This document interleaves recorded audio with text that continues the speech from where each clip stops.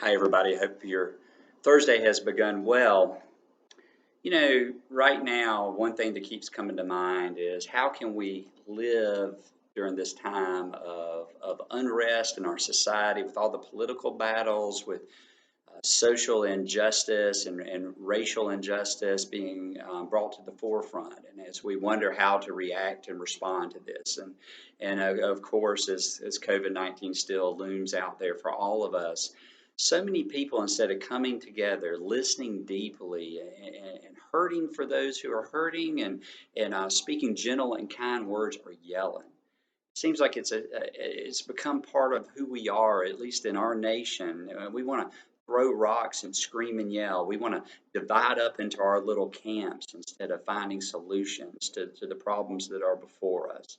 I long for the day when people on both sides of the aisles in our government can come together, put their arms around one another, and say, what can we do to fix this problem? What can we do to heal? What can we do to build up instead of to destroy all that's been made in our country? If we see this nation as a gift from God, if we see it as something that's a blessing for us to be good stewards of, that citizenship is something that is valuable to us, then we should try to protect all the people in our nation, listen to all the people in our nation, and come together. We can have differing opinions.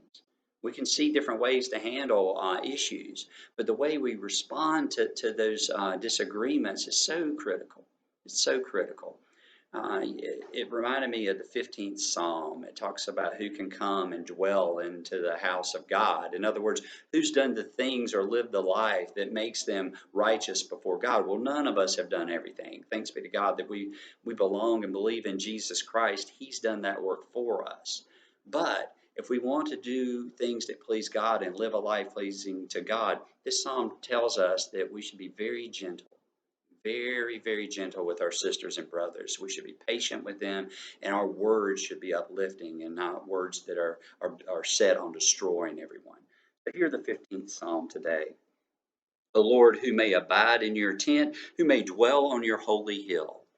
Those who walk blamelessly and do what is right, and speak the truth from their heart, who do not slander with their tongue, and do no evil to their friends, nor take up a reproach against their neighbors, in whose eyes the wicked are despised, but who honor those who fear the Lord, who stand by their own oath even to their hurt, who do not lend money at interest, and do not take a bribe against the innocent. Those who do these things shall never be moved. So let's be those steadfast people, even in these challenging times. Let's be those people who cannot be moved because the love of God is in our hearts. We see all the people around us as creations of God made in His image. We see our nation as a gift to be cherished.